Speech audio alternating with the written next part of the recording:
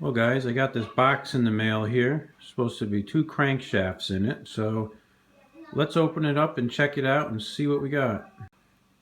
Well, so far we got a bunch of peanuts in here, but I can see the bottom of a crank here. Let's see what we got. Oh, beautiful. Look at that, a crank. And this one sucks. It's got the whole rod spun on it, so yep, that one blows. Yep, that one's a waste. Well, I shouldn't say it's a waste, it just has to be turned. So, let's see what else is in here. Oh, here's the other one. Now these are both for Gravely Riders for Kohler engines. And the crank that I had was pretty much shafted.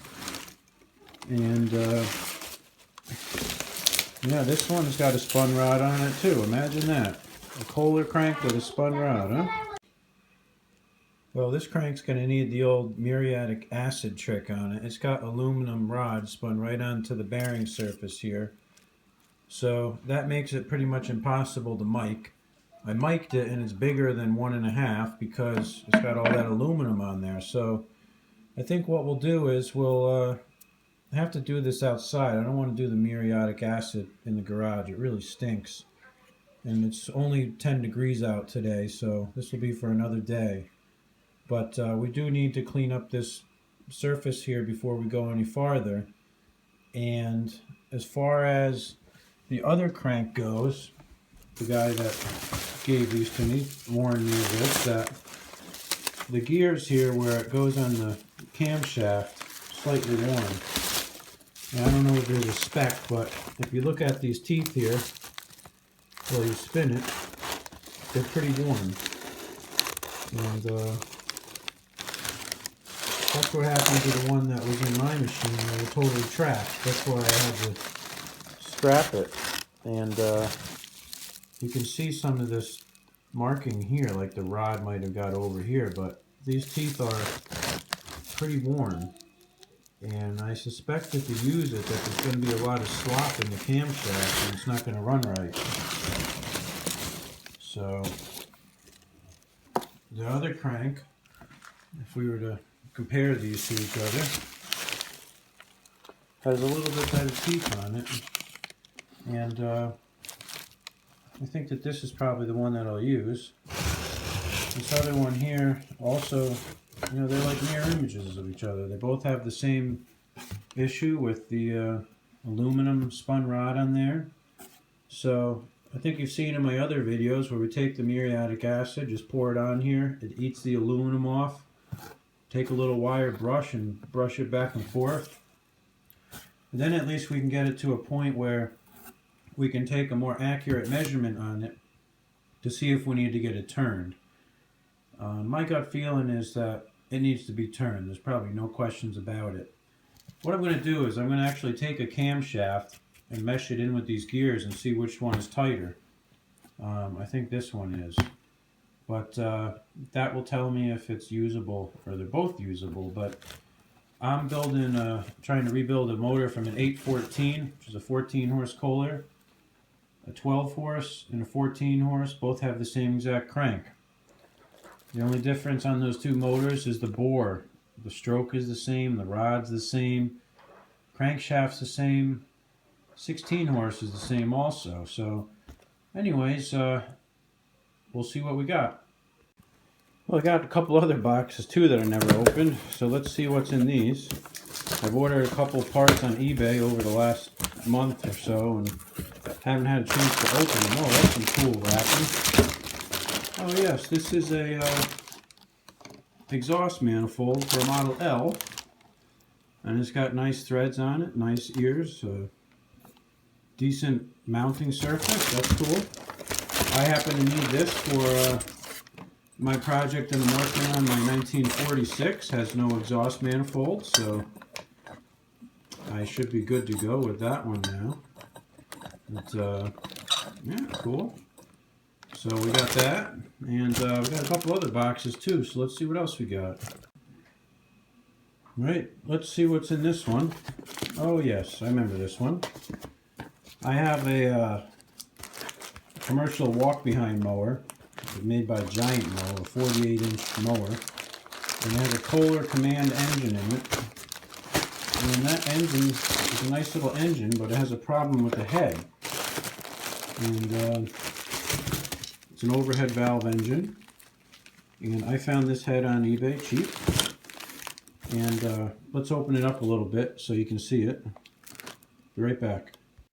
Now the main issue with the one on my machine is that all these bolts that hold the valve cover on go into this aluminum cast head, and the threads are stripped on every single one, so they won't tighten up. What happens is oil starts leaking out the bottom of the valve cover gasket here, and it starts dripping all over the exhaust manifold, which is right under this thing. So I was able to secure this on eBay for like 20 bucks. And it's an overhead valve head.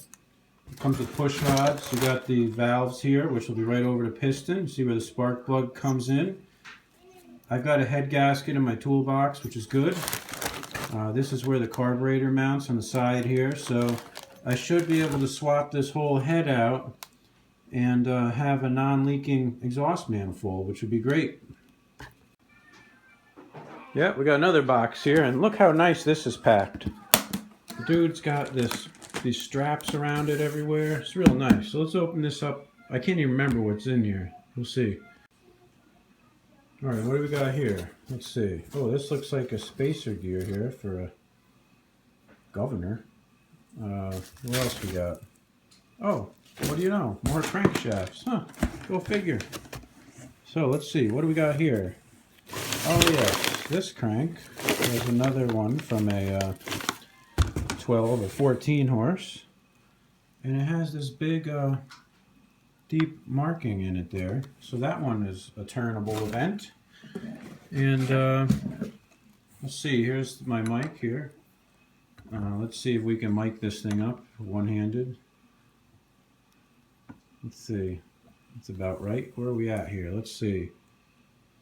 So this one here, it's hard to read these mics. Let me see if I can zoom in and show you guys how this works. Let's see. So it's shy of 1.5. It's not going to focus, so I'll just tell you what it says. Yeah, so we got it's just a hair below 5. So it's like on 18 right now. So if it was on 5, it'd be on 25. So that tells me that if you look at your little chart over here, 18 would be 5 thousandths under 5, and spec is only 1 thousandths under, so this thing has to be turned to 10 under. Question is, how deep is that little groove that's in there? I don't really have a way to measure the depth of that one groove, but this thing has to go 10 under also. Now this guy threw in some other parts too. He was very nice, and we've got a breather assembly. We've got a genuine Kohler grenade here. Balance gear. We've got a grenade shaft. And we've got a set of double gears for a walk behind, the old-fashioned style that are not connected together. And these were pretty cheap. That's why I bought this, really, was to get these gears. Let's see, what else we got in here? Yeah, that crank has a bearing stuck on it, as you can see. We've got an 8-horse crank. And I really couldn't resist buying this. The price was right, I'll tell you that. This one looks real nice. I don't remember the specs on what an 8-horse should be, but I'll mic it and I'll check it. Let's see.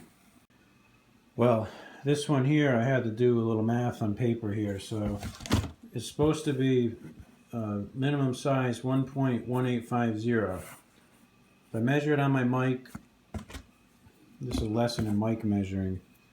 You got these lines here, 0 that go up, and every line after is 2.5. So my line that I was on was 1.175. Then my other measurement is 8.7 thousand. So if I add those together, got 1.1837. My spec should be 1.1850. So I can't use it. It's under spec, but it's a good candidate to go 10 under. So we're still good with that. But it's also out of round. See, I'm tight right here going this way. And if I go the other direction, now it's not going to show, I have to loosen it. But it's out of round by about 3 thousandths also. And that's typical for these things. So both these cranks are candidates to be turned to 10 under. And I figured the price was right, so why not buy it? We also got a 10 over piston here with no rings, and it has a rod. I don't know if this is an OEM one or not. Probably not. It might be, I'm not sure, but I'm sure that this was on here. And you know, whether or not this would really make a problem being under by such a hair, probably not. But you know what, if you're going to take your engine apart and rebuild it, you should do it the right way. That's all I'm going to say. There's no point in screwing around and doing it twice. It's the worst thing that could happen is you put it back together and you got a knock, right? You don't want that to be the case. So what I'm going to do here is, out of my 3 cranks that I have, I'm going to determine which one is the best. Oh, that's weird. Look at that. It's got this weird dimple over here on the output shaft. Not sure why that would be there. But I'm going to figure out which one is in the best shape.